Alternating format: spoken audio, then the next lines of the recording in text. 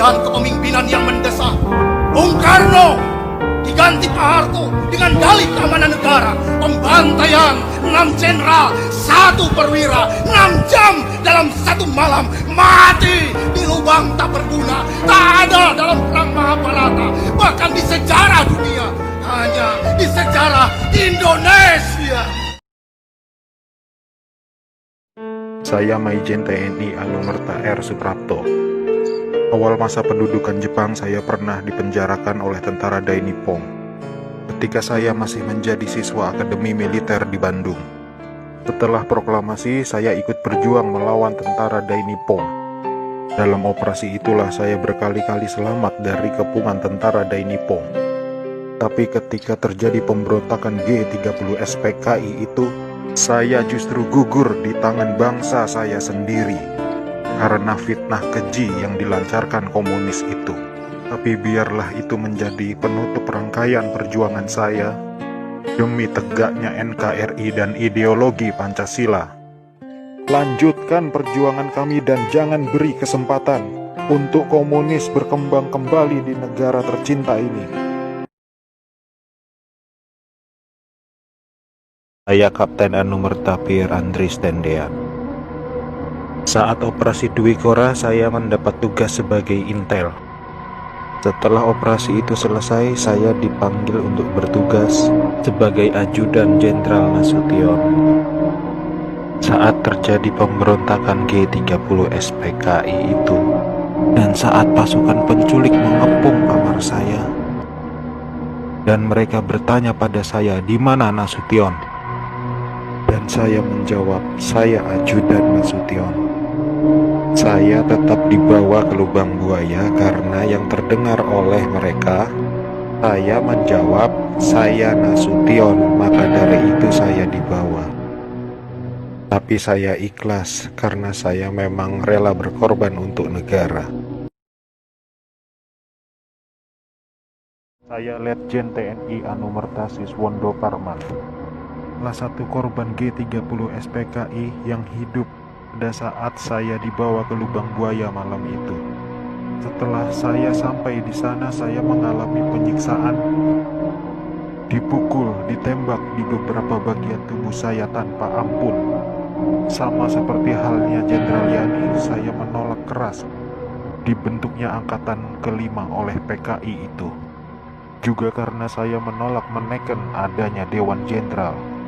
Karena itu semua fitnah kejam dari mereka-mereka itu.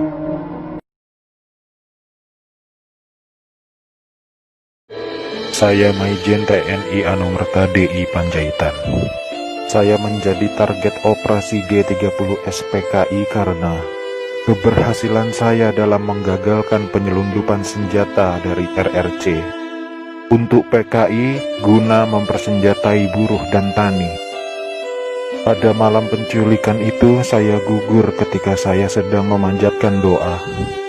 Pasukan laknat itu menembaki tubuh saya beberapa kali, dan tubuh saya dibawanya ke lubang buaya untuk dimasukkan ke sumur maut itu. Tapi saya rela berkorban untuk negara dan membela ideologi Pancasila. Salam cinta saya untuk negara tercinta ini, dan untuk anak istriku serta keturunanku, semoga Tuhan selalu memberkati. Saya Aibda Anumerta Karel Satsuit Tubun. Saya satu-satunya pahlawan revolusi dari kepolisian. Pada malam penculikan itu, saya sedang berjaga di rumah Bapak Johannes Laimena. Pasukan penculik itu mengira bahwa rumah Bapak Johannes Laimena adalah rumah Bapak Jenderal Nasution. Dan saat itu saya sedang bertugas jaga di rumah Bapak Johannes Laimena. Dengan brutalnya para pasukan itu langsung merangsek masuk ke rumah Bapak Johannes. Saya yang mendengar keributan itu segera mengambil senjata saya, dan pasukan penculik itu tanpa ampun langsung menembaki tubuh saya. Harapan saya agar generasi penerus bangsa tetap memegang teguh ideologi Pancasila demi NKRI. Saya Maijen TNI Anumerta Sutoyo Siswomi Harjo. Saya salah satu korban G30 SPKI dalam keadaan hidup saat saya dibawa ke daerah Lubang Buaya. Di sanalah saya mengalami penyiksaan hebat, dipukul, dipopor, dan setelah itu mereka menembaki bagian tubuh saya. Setelah itu mereka membuang jasad saya ke lubang sumur itu. Mereka itu memaksakan kehendak mereka dengan memfitnah kami dengan adanya Dewan Jenderal yang akan memberontak kepada pemerintah. Kami ini prajurit TNI sudah disumpah untuk setia kepada negara, maka tak perlu diragukan lagi kesetiaan kami kepada pemerintah dan NKRI. Komunis-komunis itulah pemberontak yang sebenarnya. Saya Letjen TNI Anumerta MT Haryono. Malam itu pasukan Cakra Birawa datang ke rumah saya dan meminta saya agar segera menghadap Presiden Soekarno di istana. Tapi karena kecurigaan istri saya begitu pula dengan saya, lalu istri saya mengatakan pada pasukan agar kembali pada pukul 8. Tapi permintaan istri saya itu ditolak oleh para pasukan pemberontak. Maka dengan segera saya mematikan lampu kamar dan menyuruh istri saya pindah ke kamar sebelah dan saya menunggu penyerang pertama masuk ke kamar saya. Saat penyerang pertama masuk, saya berusaha merampas senjata yang dipegangnya, tapi saya tertembak oleh penyerang itu. Lalu jasad saya diseretnya keluar melalui pekarangan rumah dan dimasukkan dalam truk yang sudah menunggu di luar rumah untuk dibawa ke lubang buaya dan dimasukkan ke sumur maut itu bersama rekan-rekan saya. Saya Jenderal TNI Anumerta Ahmad Yani. Selain Jenderal Nasution, sayalah orang yang paling diincar PKI. Karena saya tegas menolak dibentuknya Angkatan Kelima. Saat malam penculikan itu, saya dibangunkan oleh anak laki-laki saya dan memberitahu saya bahwa di luar rumah sudah ada banyak sekali tentara. Setelah saya bertemu dengan mereka, saya diminta untuk menghadap ke istana.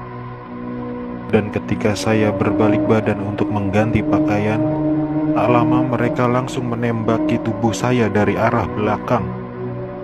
Biarlah saya berkorban untuk negara ini, sekarang giliran kalian. Dan jangan membiarkan paham komunis berkembang kembali di negara kita ini. Ade mau cerita waktu malam penculikan itu. Waktu malam itu Ade lagi tidur sama papa mama. Terus tiba-tiba mama nutup pintu kamar karena ada tentara yang mau masuk. Terus tiba-tiba Dede udah digendong sama bibi. Dan Dede lihat mama nganterin papa ke arah belakang. Saat itu juga Ade ngedengar suara tembakan kenceng banget. Dan ternyata Ade kena tembakan dari senjata tentara itu. Ade waktu itu sempat bilang, Ade salah apa, Pak? Setelah kejadian itu, Ade sempat dirawat 5 hari di rumah sakit. Nyawa Ade diambil sama tentara-tentara yang datang ke rumah papa itu.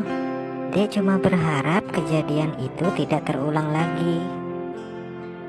Betapa hatiku takkan bisa